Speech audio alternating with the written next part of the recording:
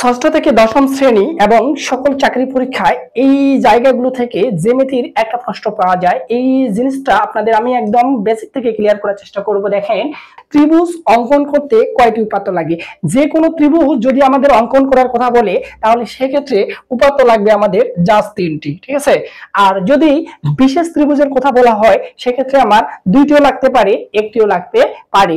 যেমন আমাকে যদি বলা হয় সমকোণী ত্রিভুজের কয়টি উপাত্ত লাগে, সমকোণী ত্রিভুজের জন্য 2টি উপাত্ত লাগবে আর সমবাহু ত্রিভুজের জন্য জাস্ট 1টি উপাত্ত লাগবে, ঠিক আছে। এরপরে চতুর্ভুজ অঙ্কনের জন্য কয়টা উপাত্ত লাগে? একটা চতুর্ভুজের কিন্তু 10টা অংশ, 4টা বাহু, 4টা কোণ, 2টি কর্ণ, 5টি উপাত্ত দেওয়া থাকে। 5টি উপাত্ত দেওয়া থাকে তাহলে চতুর্ভুজ অঙ্কন করা যাবে। 5টা উপাত্ত সেটা হতে পারে 4টা বাহু, 1টা কোণ, 4টা বাহু, 1টা কর্ণ, 2টা বাহু, 3টা কোণ, তারপরে 2টা কর্ণ, 3টা বাহু, এমন হতে পারে। মেইন কথা হলো 5টা উপাত্ত দেওয়া থাকলে চতুর্ভুজ অঙ্কন করা যাবে, ঠিক আছে।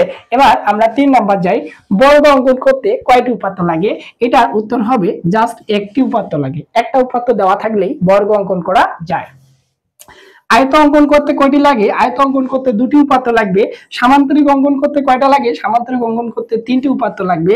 আবার রম্বস অঙ্কন করতে কয়টা লাগে? রম্বস অঙ্কন করতে আমাদের জাস্ট 2টি উপাত্ত লাগবে। এরপরে ট্রাপিজিয়াম অঙ্কন করতে আমাদের 4টি উপাত্ত লাগবে। বাকি থাকলো আমাদের কি বৃত্ত অঙ্কন করতে আমাদের কি লাগবে? জাস্ট 1টি উপাত্ত লাগবে। আর এই তথ্যটা যদি আপনার মাথার মধ্যে ঢুকে নিতে পারেন তাহলে যে কোনো পরীক্ষায় ষষ্ঠ থেকে দশম শ্রেণী প্লাস চাকরি পরীক্ষাও আপনার জন্য জ্যামিতি থেকে 1 মার্ক কমন থাকবে ইনশাআল্লাহ, ঠিক আছে। যাই হোক, আজকে এই পর্যন্ত। যদি ভালো লাগে থাকে অবশ্যই টাইমলাইনে শেয়ার দিয়ে রাখবেন, পাশাপাশি এই পেজের সাথে যুক্ত থাকবেন।